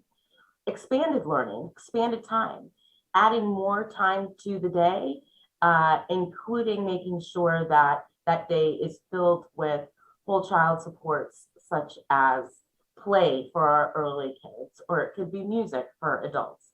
There are a number of ways that we can accelerate learning, and the research is showing that both intensive tutoring and the availability of expanded day is the way to go. Thank you so much. And I know that I'm running out of time, but Dr. Jha, in your testimony, you described 5 steps that schools should take to safely reopen for in-person learning, including vaccination and also mask use, ventilation, testing, and social distancing. These practices are aligned with the latest guidance from both the Centers for, or the CDC, and also the American Academy of Pediatrics. Why is it so important that schools use CDC guidance as a foundation for implementing COVID-19 prevention strategies to safely maintain in-person instruction this academic year? Thank you. Please So make Congresswoman, Thank you. Yeah, Congresswoman, it's a great question. Obviously, no agency has gotten everything right. CDC represents the best scientific evidence that we have to date. The American Academy of Pediatrics, our nation's pediatricians, are deeply engaged on these issues and are calling the scientific evidence. I think it's a great place to start, to begin with the CDC and AAP guidelines, and where they converge. I think this is where the school district should begin their work. Again, they're not going to get it perfectly, but they have been pretty consistently right on a lot of issues over the pandemic. Thank you so much. Dr. My time is up. I yield back. Thank you, Ms. McMahon. And now I'd like to call on Mrs. Miller. Mrs. Miller of Illinois, please, you have 5 minutes. Thank you to the chairman and ranking member Owens, and thank you to all the witnesses. And I want to assure you that we do share your opinion that our children are not only an asset, but the greatest asset of our country. Mr. Zwig A few other members, Ms. Wilson and Mr. Keller, have mentioned a study produced earlier this year by McKinsey and Company that found that the 2020-2021 school closures could have an annual negative economic impact of $128 billion to $188 billion once the affected students enter the workforce. Could you please explain why these school closures could have such a dramatic impact on the affected students? Thanks for the question. Well, we've known for years and years now that there is a strong association between education, of course, and income as people move from being children to adults, and in beyond income. And then, of course, connecting the dots, income, connecting to access to better healthcare and other parts of participating in society. So if kids are home and not in school for a year, which has happened in a number of places in our country, that of course is going to have reverberating effects on these children's lives, potentially for years to come. And the reality is no one knows. No one knows exactly how this is going to play out. I had a really interesting conversation with a child psychologist who works on the staff of one of our large cities, staff of the education department, one of our large cities on the East Coast. And she told me about one of her students who is a minority student who was on her way to college. She was going to community college, first one in her family, but then schools closed. She wasn't able to maintain her job at Starbucks. She wasn't able to get online in her home because they lacked the resources. And now she's completely lost touch with her. So it's these sort of heartbreaking stories about kids who have really kind of slipped through the cracks, and not all of them, it seems, are going to be able to be brought back in the fold. I know educators are working as hard as they can, of course, to try to do so. Thank you. Mr. Zwig, you also made the point that keeping kids away from schools or employing some of the mitigation strategies favored by the CDC should not be viewed as playing it safe, the playing it safe option. In other words, whether or not these policies have some marginal benefit, they are not without harm. Could you please elaborate on the harm you see from our country's policies? Yeah, it's a great question. I would say kind of the broad view on that is that, of course, when we are confronted with an unknown threat, which certainly was COVID initially, as a precautionary principle, it makes sense to do everything you can to try to avoid sort of an unknown catastrophe. But as time played on and we watched what was happening, particularly elsewhere outside the United States, at a certain point, it's that not only the logistical right thing to do, but the ethical thing to do, I believe, to start shifting your priorities. That perhaps it's not appropriate to have an infectious disease specialist be the person who's directing the show for the duration. We have to ask, is mitigating a virus ultimately the same thing as human flourishing? And initially, yes, it is, because no one knows what's happening. But as more and more information has come in, and as we've seen a real world experiment play out with students in Europe who have been in school while kids here have been home, I think that provides very persuasive and powerful empirical evidence that there are a variety of ways to, quote, keep kids safe and also keep them engaged in their education. Thank you, and I yield back. Thank you very much, Mrs. Miller. You're very generous with time. But so now the gentleman from Illinois, Mr. Levin. Yes, sir, you have 5 minutes. Thank you. Thank you so much, Mr. Chairman. Although I didn't move to Illinois, I'm still in Michigan. So I want to try to get to two things real quickly. I'm going to ask Dr. Jara in a minute about the workforce in our schools. But Dr. Jara, the whole problem from the beginning has been the politicization of this thing, which continues in this very hearing. Let me just ask you a few brief questions off the cuff, and then I want to get you as a doctor to just give a general statement about where we are. So the Delta variant has affected many more kids more severely. Is that correct? Absolutely, Congressman, yes. And even if we're vaccinated, we can be vectors. And it's true. It's true, though far less likely for vaccinated, but yes, even vaccinated people can spread the virus. And so schools are places, wonderful places where we all come together, adults and children, children who are old enough to be vaccinated, children who are too young to be vaccinated. We know, despite some of the things that have been said here, that even cloth masks are effective in preventing the spread. Is that true? Yeah, so I agree with Mr. Zweig that there is a lot of variation. Cloth masks are not extremely effective. They probably reduce things by about 10, 20%. Higher quality masks like surgical masks make a big difference. You don't need to talk about N95s. Mr. Zweig kept saying it's either N95 or cloth mask. We know there's a lot of difference between the two. There's some really good middle ground of high quality masks that kids can wear. Masks that I'm seeing on my screen right now, that would be of much higher quality and kids are happy to wear it. In the American Rescue Plan, we made the biggest investment in the history of our country in the public schools to help them provide whatever masks they might need, right? Yeah, absolutely. And decent quality masks are relatively inexpensive and widely available. And what parents and teachers need is guidance on this, which the CDC has provided and which state health departments could also provide. So if we all stuck together and looked out for each other, as the Torah, the number one thing in the Torah is that the Jewish holy book is that we have to look out for each other, not just for ourselves and for the stranger. How effectively could we take on this current public health thing with our reopened schools, happily reopened schools, if everybody who could got vaccinated and if everyone wore masks in schools? How well could we control this pandemic? Yeah, Mr. Levin, much of this conversation has gone on about the harms of closing schools. I think many of us have been arguing for the whole year that it is incredibly harmful to close schools. Absolutely. But the good news is that's not the trade-off. That's a false dichotomy. We can keep schools open if we do vaccination, if we get kids masked up, and we do testing and ventilation. We can keep every American school open full-time this year. Fantastic. All right, Dr. Jara, one of the middle schools in my district, East Point Middle School, had to close for a week because they didn't have enough educators and it wasn't an outbreak.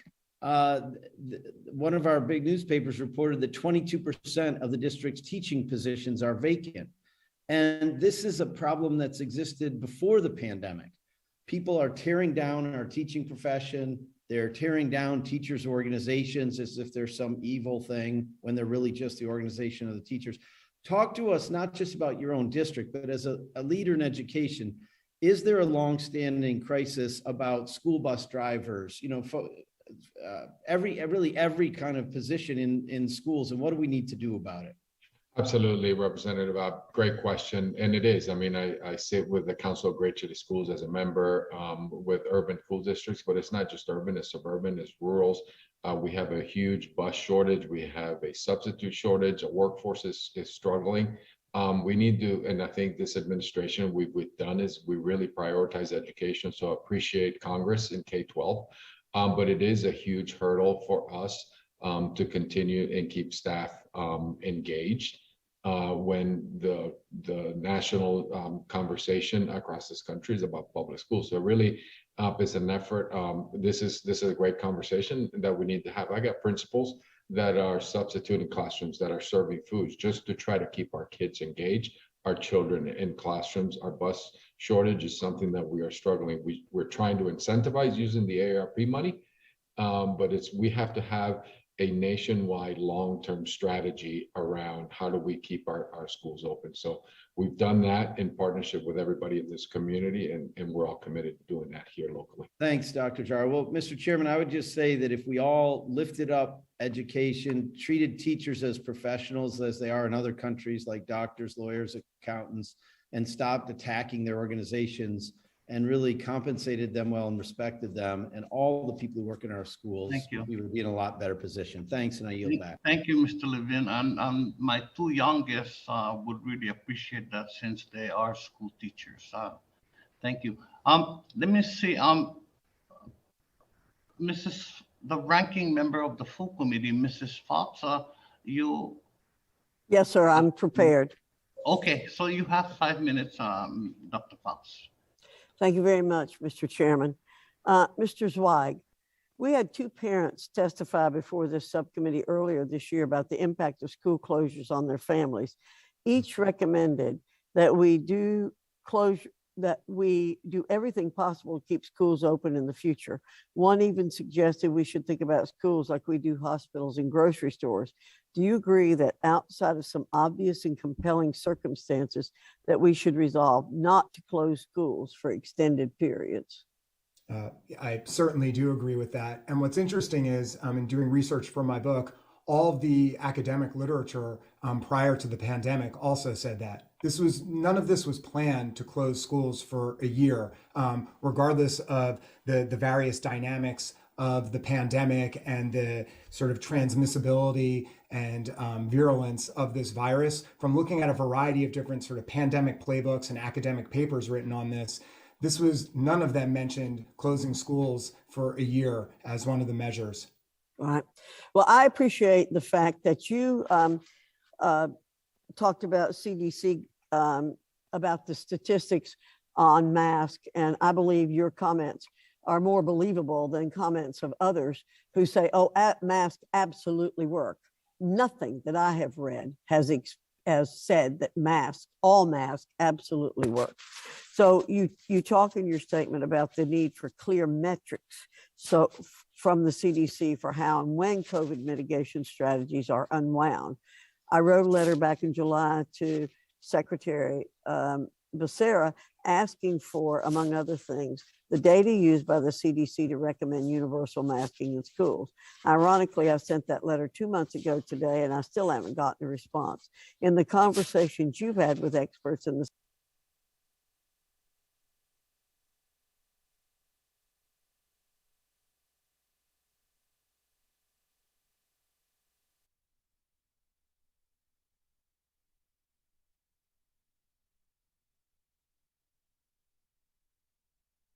asking for, among other things, the data used by the CDC to recommend universal masking in schools. Ironically, I sent that letter 2 months ago today, and I still haven't gotten a response. In the conversations you've had with experts in the when they initially released guidance for summer camps, they wanted children to wear masks at all times in all circumstances, including outdoors. And I immediately reached out to a number of experts who I wanted to ask, does that make sense to you? Because from what we knew, the virus is very unlikely to be transmitted outside. And conversely, the harms of a child in 90-degree heat in the Northeast wearing a mask all day playing soccer, for example.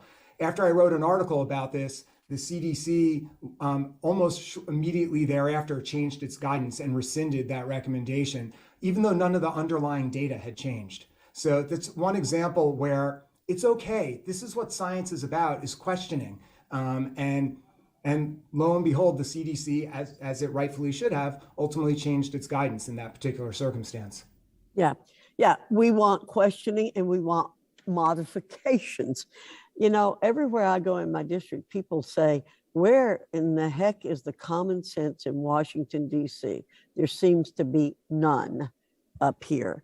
So one more question. You've already alluded to the fact that they changed the recommendations this summer when they about camping, but also CDC revised its school mask recommendations, quietly removed guidance for phasing out masking and other mitigation strategies in school. Why do you think it's so necessary to have clear off-ramps for the disruptions these strategies cause in learning? It's a great question, and that's really become the term du jour, off-ramps, because it's not clear to anyone when these variety of interventions are going to be unwound from schools. And I speak to some of the top scientists who are in this field of implementation science. And one of the things they know is that once you implement something, it is very hard to reel it back. And one of the ways to unwind something is to have very clear metrics, made knowable to the people so they understand why they're doing it now and when specifically it can end, rather than sort of vague, elliptical, or general statements about when sort of unknowable amounts of vaccinations or other things. So I would encourage the public health authorities to at least say, here's when we can stop X, Y, and Z, and that will enable local officials to then have the ability to do that. Yeah, the goalposts keep changing because Uh, it appears that it's a control issue. Thank you Thank- very much. I yield back. Thank you, Dr. Fox. Not to take away anything from David, if I have to listen to medical opinion from him or from CDC, I go to CDC all the time. Let me now recognize Ms. Manning. Ms. Manning, you have 5 minutes. Thank you, Mr. Chair. Mr. Zweig, I have a variety of questions, so if you could give me a yes or no answer, I'd really appreciate it. Do you have a medical degree? I do not. Do you have an educational background in epidemiology? I do not. Do you have an educational background in infectious disease? I do not. Do you have an educational background in pediatric medicine? I do not. Do you have an educational background in public health? I do not. I think you're aware of my resume. No, I actually am not, but let me Oh, you're continue. not? Okay, Do you go on. have an educational background in healthcare? I do not. I am a journalist. I think you're aware of what my I'm aware of professional that. Thank you. standing is. Dr. Jha, I believe you do have a medical degree and a master's degree in public health, both from an esteemed university, and I believe you're recognized as an expert on pandemic preparedness and public health. Can you respond to Mr. Zweig's position that our schools should have reopened last year during the height of the pandemic, and his assertion that children in school should not have to wear masks? Yeah, Congresswoman, I'd be delighted to. I do have a medical degree and I've been studying public health for about 20 some odd years. So with all due respect to Mr. Zweig, I think there's a lot of things that he said that isn't consistent with the data. Let me be very clear on a few things. The first few months of the pandemic, school closings made a lot of sense. We didn't know where things were. By last summer, most of us in public health were calling for a strategy for getting schools back open again. And I've been on the record for more than a year now saying that we can open schools safely. And obviously, as we've gotten more and more tools and we've understood the virus better, it has gotten safer and safer to do so. On the issue of masking, to go back to something Representative Fox said, none of us believe that masks are perfect. Masks, and I laid out in my strategy that we need to do a variety of things, and the data on masking is reasonably good overall for everybody, including kids. What's really interesting is Mr. Zweig has multiple times referenced a CDC study, a large CDC study, and if you keep listening to him, he says, did not find a statistically significant difference. What it found was a 20% reduction in infections for places that had mask mandates, but it did not hit statistical significance. It found a 40% effect for masking mandates for adults that did hit statistical significance. You can take any study, and this is what people do who try to spread misinformation, is they will go through every study and find a little hole in every one. As a doctor, when I'm taking care of patients, I have to look at a broad range of evidence, including mechanisms of disease. This is an airborne disease. We know masks are going to be helpful. And when you look at the totality of the evidence, not the CDC, not the American Academy of Pediatrics, no expert that I know of doesn't believe masking is helpful for kids. So with all due respect to Mr. Zweig, I don't know who he's been talking to, but the consensus in the entire medical community, from conservatives to liberals, if you understand how this disease works, masking is helpful. Not everything, not perfect, but it's an important part of how we keep kids safe. Thank you, Dr. Jha. And by the way, do you have your children wear masks in school? They have, ever since they've been able to go back to school. I think they started going back in March. Thank you very much. Ms. Fort, as schools reopen, students most impacted by school closures, students of color, students with disabilities, underserved students, are returning to in-person learning, facing widening achievement gaps, systemic barriers to learning, and increased risk of exclusionary discipline and harassment, among other issues. And that is a big issue in my district that I represent. How should districts be working to create safe and inclusive learning environments as they reopen? Thank you so much for that question. And my kids wear masks in school as well. All students deserve to learn in an environment where they feel they belong, where they have their identity affirmed, where they're engaged and have agency in their learning. But too often, we all know, students face many barriers on the inside and outside of school that make it challenging to learn. We believe that to address these inequities and ensure all students have access to equitable learning environments, we have to protect as well as expand district funding for whole child supports. We also need to make sure that our teachers and professionals in the classroom have access to the supports that they need.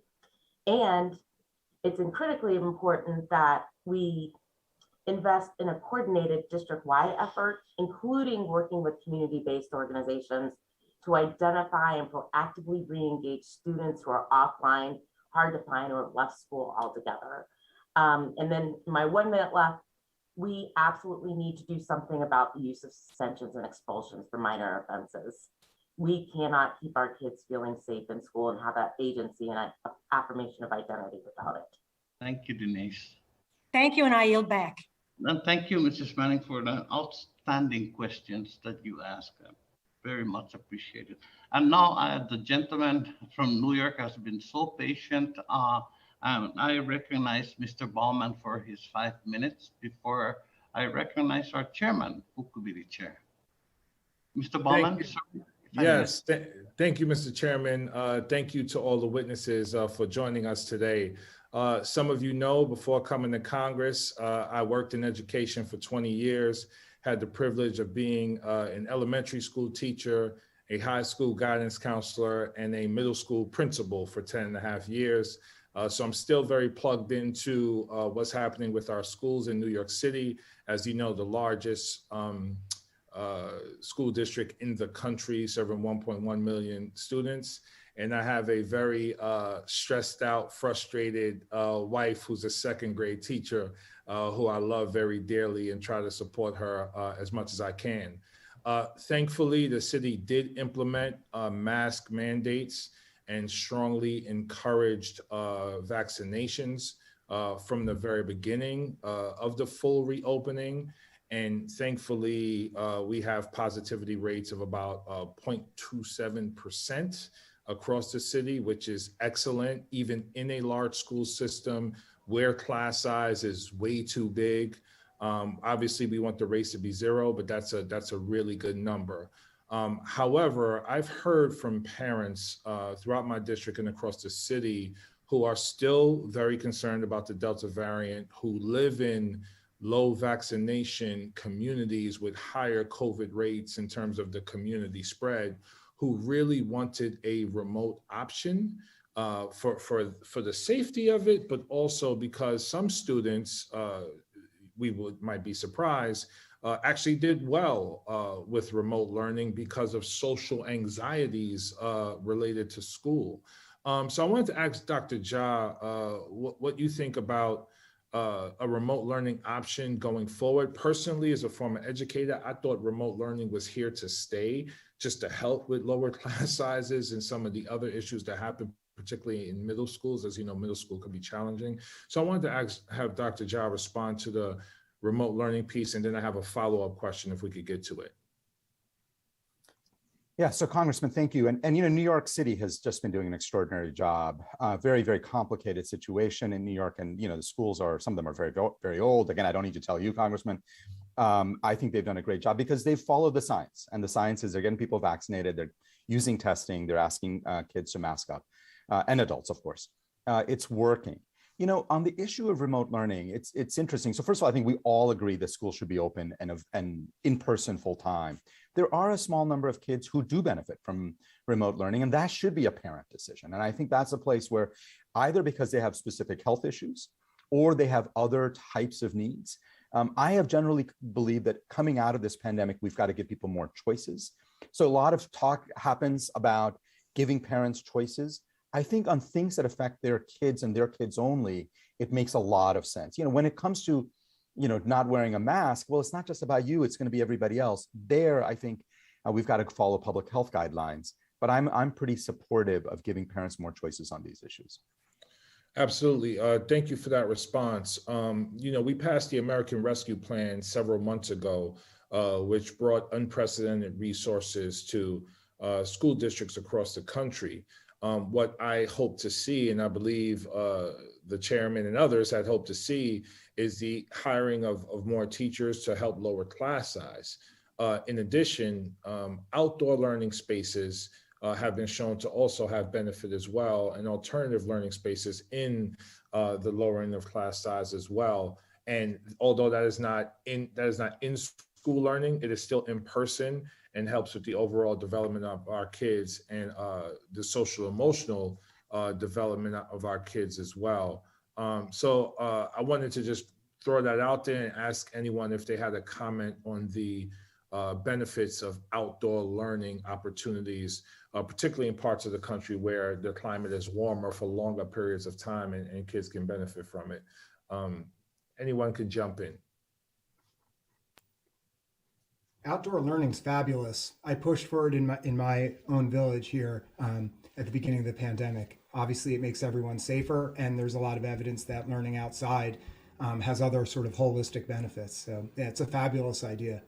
Representative Bowman, Superintendent Jara, for the record, I think one of the things that we've done pre-pandemic, and obviously you've seen expanding is outdoor gardens, actually some of the opportunities that we've had for children in the desert. So it's great that, you know, we've taken advantage of that, but schools have been able to do that as individual schools. Awesome. Thank you all so much. I yield back the rest of my time, Mr. Chairman. Yeah, thank you, Mr. Bowman. May I inquire, Dr. Fox, do you have any more members present before I yield to the chairman, the full committee chair? Not at this time, sir. Thank you. Okay, thank you, Dr. Fox. Thank you. So now I'd like to recognize the OS present, very good leader in our committee, the full committee chairman, Mr. Bobby Scott, for 5 minutes, sir, please. Thank you, Mr. Chairman.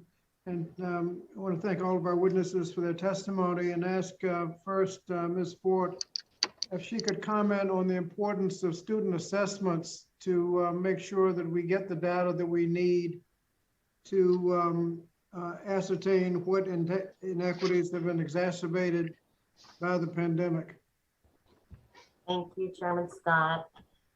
We need as much data as we could possibly get. And it's not just about the basic system of assessments or the assessment in the classroom that we have, but it's really a system of assessments that we need to go forward to be able to understand clearly what is happening in the classroom, how kids are being supported with the amount of online learning. And that type of rounded assessment is what will give us the most accurate and representative data. And in particular, when we're looking at inequities, which is what the Education Trust does every day, without that data, we are unable to really dig down and see what is going on in the schoolhouse experience for Black and Latino students. So now more than ever, in particular with the amount of investment that Congress has put towards school, nearly $200 billion, we need that data to be able to drive resources and drive outcomes. Thank you. Mr. Jara, Superintendent Jara, you mentioned a lot of initiatives to bring students back up, to make up for the time they lost. Are you able to target those initiatives to where they're best needed based on the data that Ms. Ford just mentioned? Representative Scott, great question. Yes, I mean, we've had not only the summative, but also the formative assessments, and we use our student level data from where kids just came in, and also from the spring from last year to really target some of the support. Yes, sir. Good, thank you. And Dr. Jha, I think you've indicated that we all agree that students should be in school. There are a lot of things that they can't get not in school. Can you,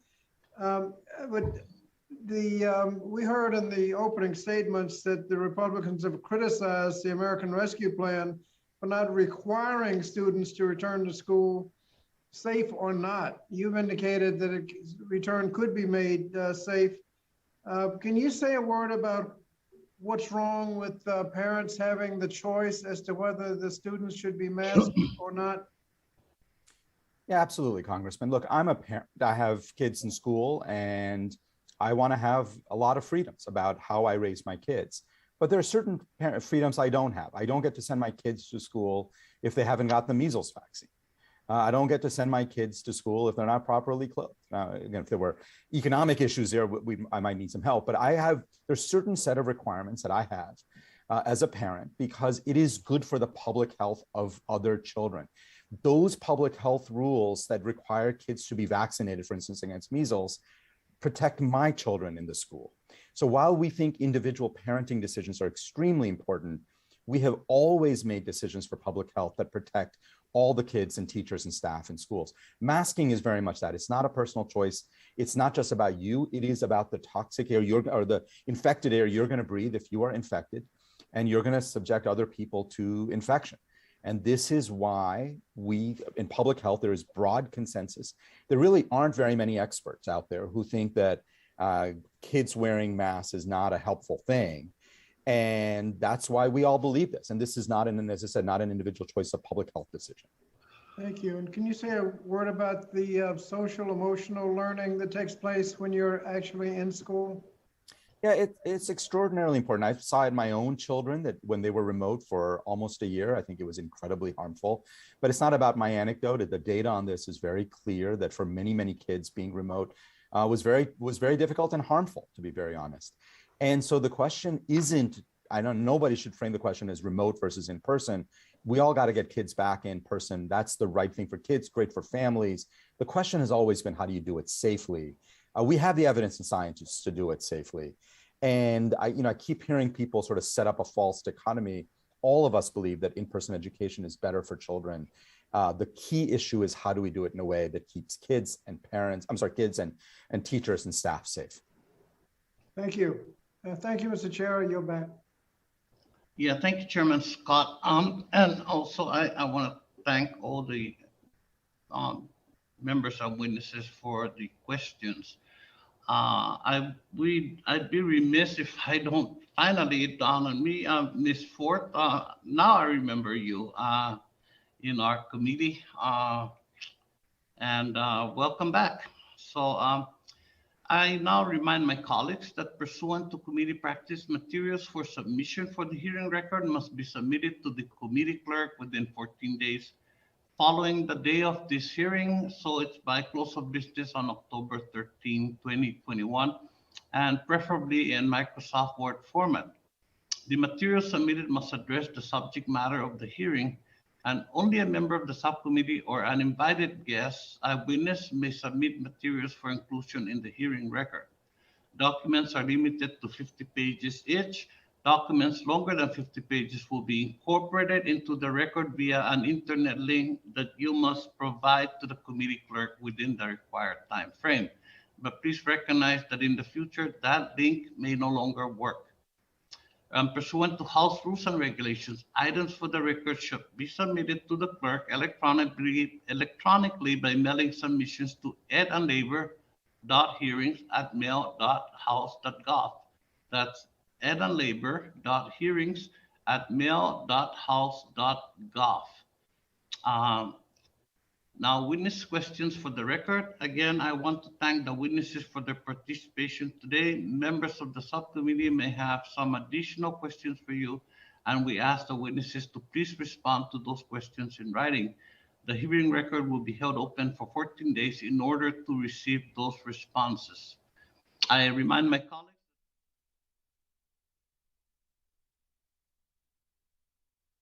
You've been watching breaking news from the Las Vegas Review-Journal, sponsored by Michael Gaughan's South Point Hotel, Casino, and Spa.